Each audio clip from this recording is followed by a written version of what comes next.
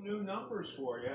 And once again, remember, no matter what we look at, Mother Nature can do whatever she chooses, and we're just sitting back. It's great seats. It's right there on the first row, and that's what we've got going here. So we've got the 7 o'clock numbers have just come in, and guess what? After all this chatter, two things have changed. One is it's stronger. Barry now up to 70 miles per hour, and I just didn't think that was going to happen. Number two, Barry has taken a little jog to the northwest. So now it looks like Barry is about ready. He's finally made his decision, and he's getting ready to make landfall along the Louisiana coastline. In fact, right now he is just south, Barry, just south of Marsh Island, if you know where that is, just on the south side of Vermilion Bay. So it's still going to make a landfall farther west than we anticipated. But if you look really closely to the track, you see it's taken this little jog to the northwest. So it's getting back in line in terms of what we were expecting as it moves into Louisiana. It's just going to be a track that's a little bit farther west than we had expected. So here we are again.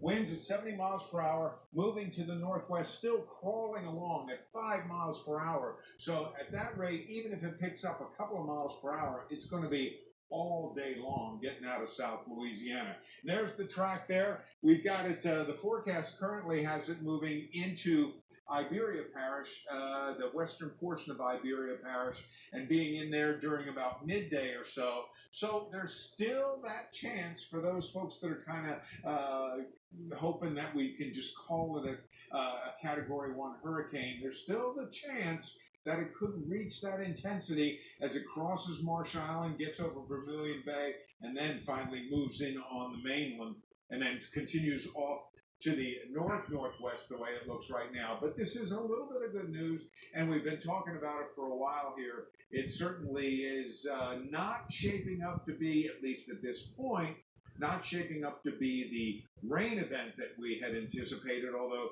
you've seen the reports from Austin and from Jeff that the wind is certainly beginning to kick up all across South Louisiana. So here's a close-up view. See, there's Marsh Island right there. You get your bearings. Here's New Iberia, Morgan City, Franklin right here. And the forecast to the northwest means that it's probably still going to head towards maybe Kaplan, Abbeville, may clip the extreme western portion of Iberia Parish on its way mainly towards Vermilion Parish and then northward. So now we've got a storm that, I got to admit, I didn't think this was possible. Now we're looking at a storm that probably is going to put Lafayette on its eastern flank. And all along, we thought that Lafayette would be on the western flank of this track. So things are constantly changing, and as I said, Mother Nature can do whatever she wants. The other thing is, yep, we had a couple of rain bands roll through. You see another one trying to get its act together right here, rolling through New Orleans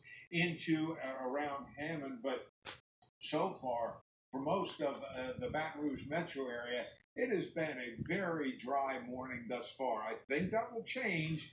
Now the question is, are we really still looking at those 10, 12, and 15-inch numbers that we've been talking about for so long? And again, now remember, the center is here, so you see how the convection is still well separated from the center of the system, and that's what has me a little surprised that it's earned the 70 mile per hour rating, given that it certainly doesn't look very good. It is definitely right-handed. There is nothing on the left side of it.